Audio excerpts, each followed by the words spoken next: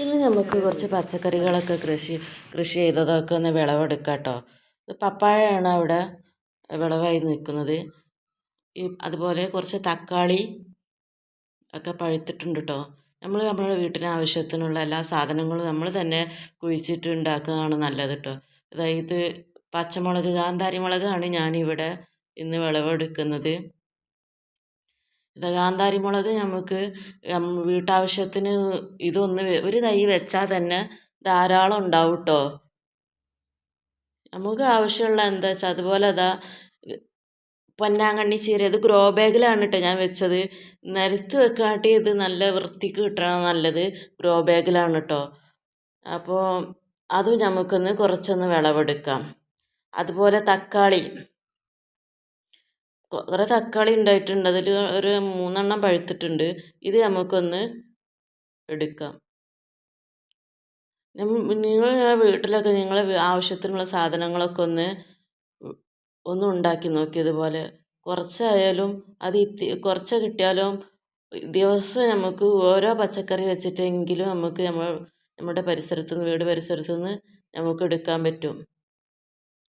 അപ്പോൾ നമുക്ക് ആ തക്കാളി ഒന്ന് വിളവെടുക്കാം. നല്ല പഴുത്തോണ്ട് തന്നെ പെട്ടെന്ന് തന്നെ പോകുന്നു കേട്ടോ.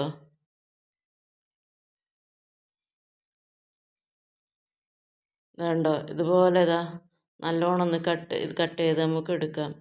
ഇനി നമുക്ക് ചീര കട്ട് ചെയ്യാം.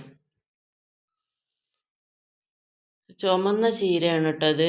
നേരത്തെ പൊന്നാങ്കണ്ണി ചീര കുറച്ച് കട്ട് ചെയ്ത് വെച്ചിട്ടുണ്ട്. എല്ലാ ചീരയും പച്ചക്കറിയും ഒക്കെ നമുക്ക് കുറച്ചൊന്നൊക്കെ കട്ട് ചെയ്ത് വെക്കാം. ഇനി നമുക്ക് കുറച്ച് പച്ചമുളക് കട്ട് ചെയ്യാം കേട്ടോ.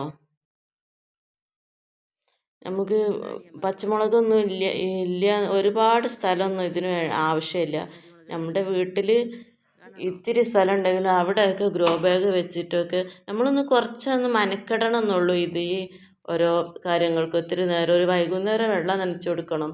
അതുപോലെ ഇത്തിരി സമയത്തൊരു മെനക്കെടുക. അപ്പോൾ അതിൽ നിന്ന് നമുക്ക് ഒരുപാട് ഫലങ്ങൾ കിട്ടുന്നുണ്ടല്ലോ. ആ കുറച്ച് നേരം സമയം മെനക്കെടുന്നു. ഇതിന് ഒരു കീടനാശിനികളും ഒന്നും അടിക്കണില്ല കേട്ടോ. നമ്മുടെ സാധാ വീട്ടിലുള്ള പച്ചക്കറീൻ്റെ വേസ്റ്റും ഇതൊക്കെ ഇട്ട് കൊടുത്തിട്ടാണ് കേട്ടോ ഞാൻ ഈ പച്ചക്കറി ഉണ്ടാക്കുന്നത്. വേണ്ട നല്ല തക്കാളി, ഒരു കേട് പോലും കാണുന്നില്ലല്ലോ. നല്ല വൃത്തിക്ക് നിൽക്കുന്നുണ്ടല്ലേ.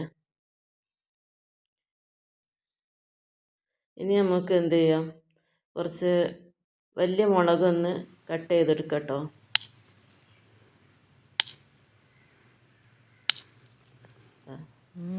ഇതുപോലെ ഇതൊന്ന് കട്ട് ചെയ്തെടുത്തേക്കാം. ഇതൊക്കെ നമ്മുടെ വീട്ടിൽ ഇഷ്ടം പോലെ, ഇത് 1-2 മുളക് ഇട്ടാൽ മതി. അത്രക്കും നല്ല എരിവാണ് ഇത് കേട്ടോ. കുറച്ച് പയർ, ഈ പയർ ഏതാണ് അറിയോ? ചെറുപയറാണിത്.